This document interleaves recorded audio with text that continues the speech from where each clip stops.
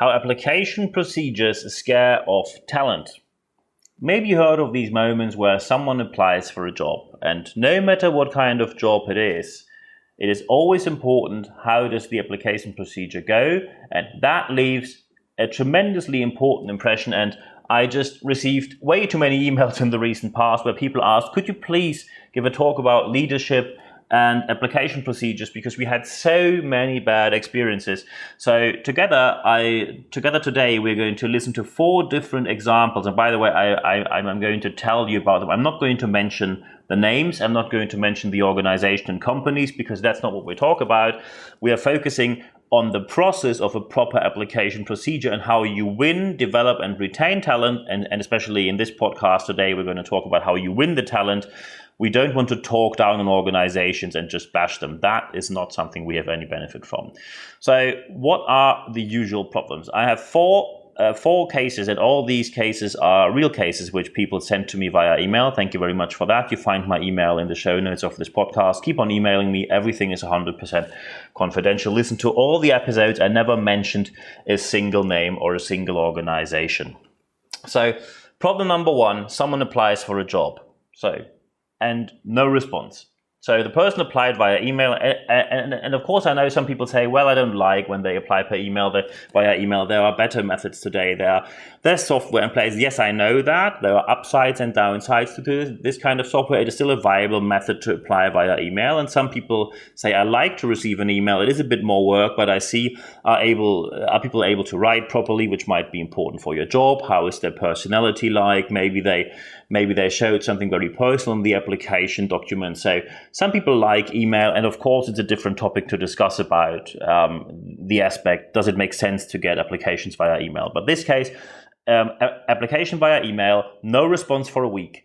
On the 8th day after sending off the application, he called there, and then they said, oh, sorry, the colleague who's doing all the application is on annual leave for 2.5 weeks. Could you call back in another week or maybe in 10 days? And then he asked, could you please call me back so I know when the person has time for that? Oh, sorry, we can't do that. Could you please call us? Well, that is a first impression left. And he called 10 days later. And then the colleague had no time, was just back. And after calling 3 or 4 times, the colleague took the time. But at that point in time, when 2 weeks were already passed, the only message he gave to that organization was, could you please delete my application material? Because I am now already in 2 weeks' time so advanced with other organizations in discussions to work for them that I definitely decided on a short list of organizations I'm going to consider to work for. And you are not amongst these associations. Thank you very much.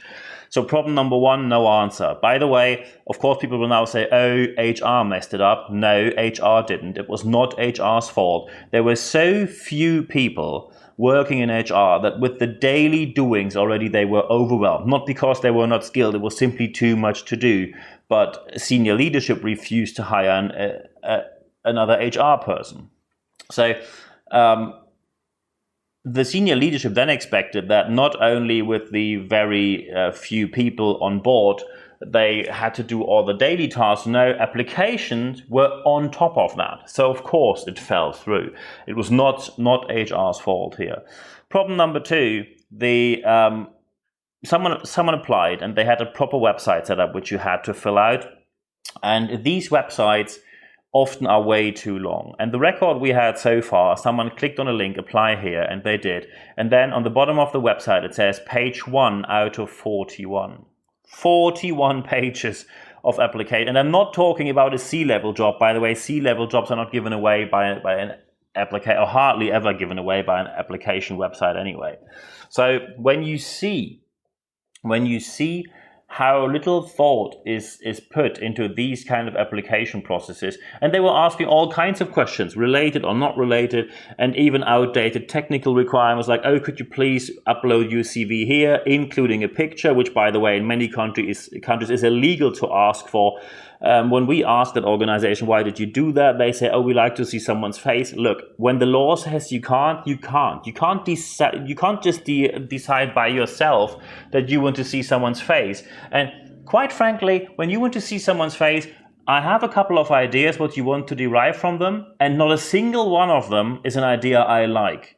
or an idea which is beneficial for the job, or an idea which is even remotely legal. So, you know what I mean. And all these portals where people have to log in, create an account, when you don't make them easy enough, people will simply drop out. But we will talk about how to do that better in a minute. Problem number 3, the case number 3, someone applied, and here we go. Applied, immediately got a response that the application arrived, and he gets a response in 3 days. After 2 days, so 1 day earlier than expected, they said, "Very good material, thank you very much for sending. We'd like to have a phone call with you. Please click here and choose an appointment in our calendar." He clicked on the link, appointments available from 7 a.m. in the morning until 7 p.m. in the evening, could just click into their calendar and book it in. Perfect. This is how it should be. So then had the phone interview. After the phone interview, that person said, "You get feedback from me, how it went after 3 days. 1 day later, already got an answer. Perfect, we'd like to meet you on site. Please click here. You can put it straight into my calendar." Clicked in there, same thing apply. Everything very easy. Excellent impression so far. So interview on site went very well. And then he says, "We have an assessment center. Are you willing to join the assessment center?" He said yes. And then they said there's only 1 day available. So that's not that great because sometimes people already have, but let's face it, talent has jobs. So they are switching jobs, so you should be a bit more flexible than offering just 1 day, because maybe that 1 day doesn't suit their needs, and then you miss out on a great talent because you simply just put 1 day in the calendar. So when you have, and then he showed up for the assessment center, passed it, and at the end of the assessment center, suddenly someone from senior management said, "Congratulations for making it through the assessment center. We will be in touch soon about part 2.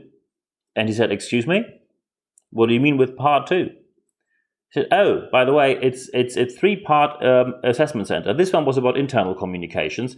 Second one is about external communication, suppliers, etc. And the third one is a business case which you have to analyze and present to us a solution you would have taken as a senior leader."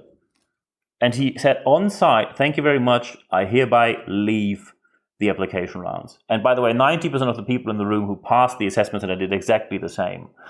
Too many rounds. I have no idea when people had the idea to have 6, 7, or 8 rounds. I'm really looking for scientific evidence that having 8 rounds of applications, besides the fact that no one has that time available without getting paid by you. People don't take 8 days off the calendar for the chance of potentially maybe getting a job.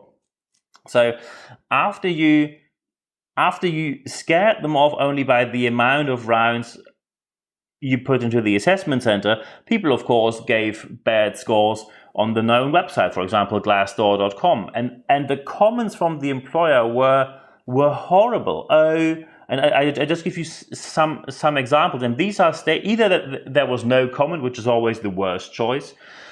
But when you see some comments they made, and these are official comments by an employer, a mid to large sized organization, where they say, "Oh, I think it's not a personal fit when you want to leave the assessment center round. That tells us a lot about your personality and you're not really a fit for us." So they are basically blaming the other side for their own inability to choose talent properly. It pays off, in my opinion, way quicker to hire people because, especially in the English speaking world, you can first lay off people quite quickly.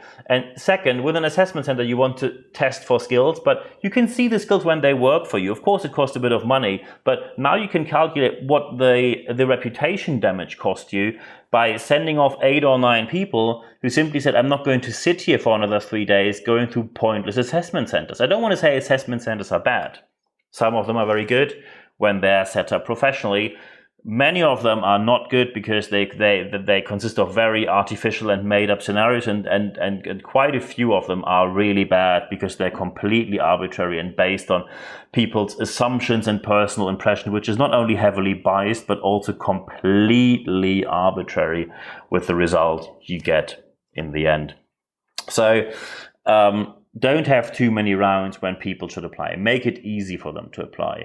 And problem number 4, the last problem, is someone applied. Everything went well until the interview when they met on site, and the person sitting on the other side interviewing her or him was simply talking about how great the company is, how amazing they are, what growth they have, how profitable they are, so much money, so much fame, and it's all here just for you. So it was basically ego, and ego talking. And that, of course, leaves an impression, and he or she said, I'm not going to work for this company because I have to assume when I have a personal interview, they give me the best people. And when these ego people are the best they have, I don't want to know how the rest looks like.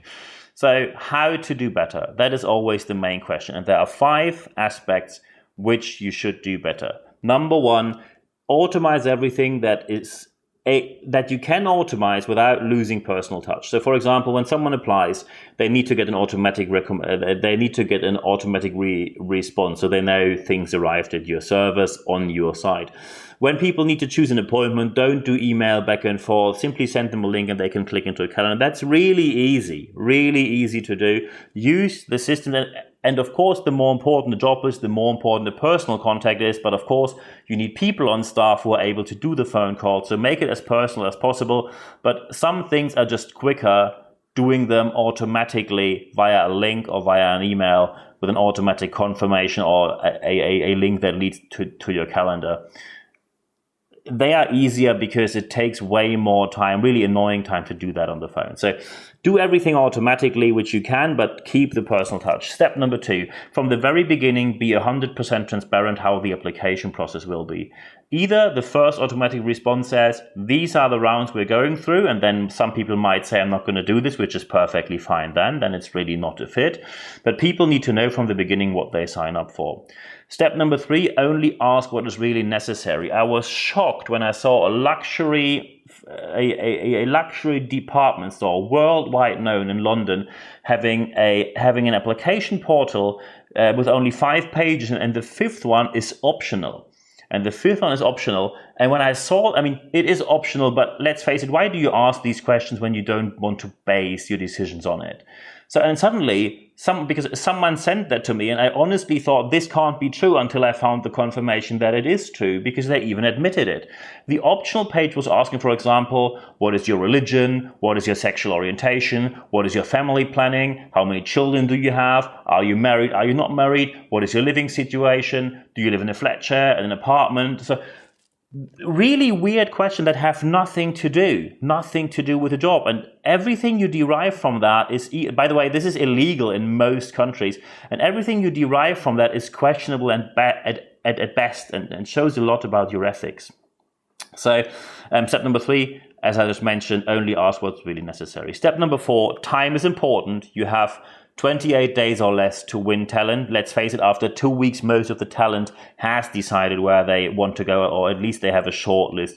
So you must be able to act quicker than them. If you aren't able to do that, you either hire someone, or you optimize your processes, or you make them shorter, more effective, more efficient. That is something which is so essential. Time to market. If you are late, they won't wait.